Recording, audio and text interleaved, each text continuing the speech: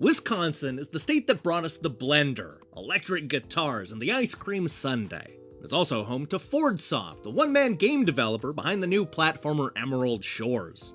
This is a charming little throwback title that feels like a cross between a 16-bit mascot game and Final Fantasy.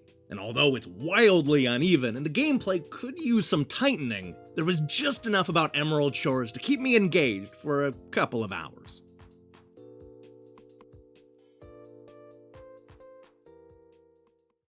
This is the all-too-brief adventure of Alex, a normal guy with spiky purple hair that gets swept up on an important mission to free Emerald Shores.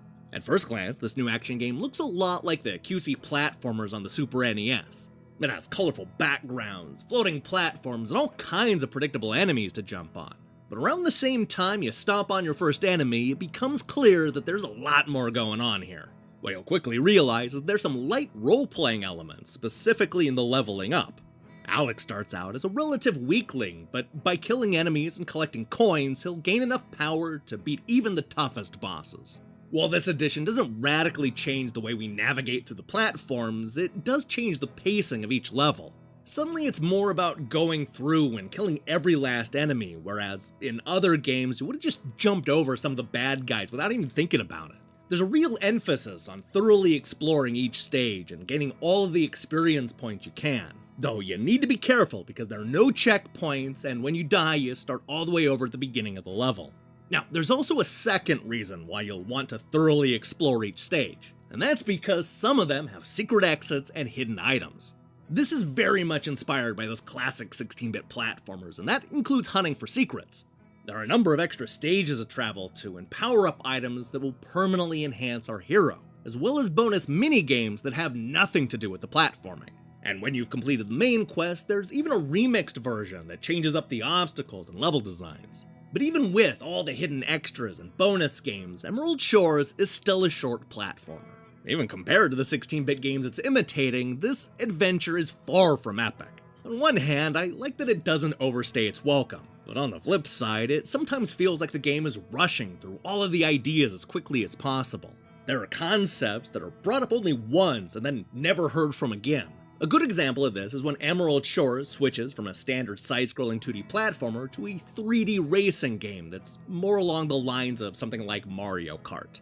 You would think that this Mode 7 style stage would be trotted out at least a few times before the end, but it only shows up once. I don't say this very often, but this game needs some filler. Unfortunately, that's not the only thing Emerald Shores needs. One of the biggest problems I ran into was the gameplay, specifically the loose control of Alex. He's fine for the most part, but there are certainly times when the movement is a little too finicky for its own good. This ends up being a real problem when trying to battle some of the early enemies. You'll eventually get to the point where you can take down most bad guys in a single stomp, but those early stages require 5 or 6 hits per enemy. The combination of the loose gameplay and challenging monsters left a bad taste in my mouth early on.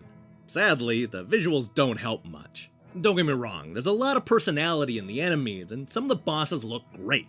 But this wouldn't have been considered a good-looking Super NES game. It also has an unusual soundtrack. It's not that the music isn't good, but rather that it doesn't fit the kind of game we're playing. It's moody, downbeat, and somber, whereas the visuals are bright and cartoony. There's a real mismatch in tone going on here, and that's disappointing.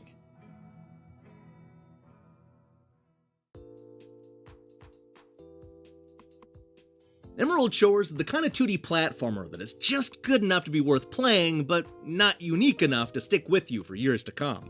I like the merging of mascot and role-playing game, as well as the boss battles and hidden secrets. Sadly, the game is over too quickly, and the gameplay could use a little tightening. It's not an essential purchase, but I found a couple of hours of fun in Emerald Shores. Hey, thanks for watching our review. If you like what you saw here, then you should know that we post new reviews and features almost every day.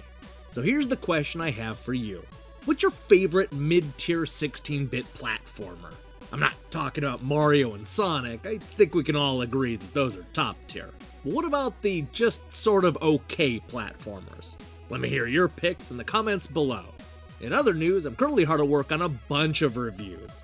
Look for my take on grip, combat racing, damsel, and a whole bunch of Persona dancing games. In the meantime, I strongly recommend you click that subscribe button and support what we're doing here.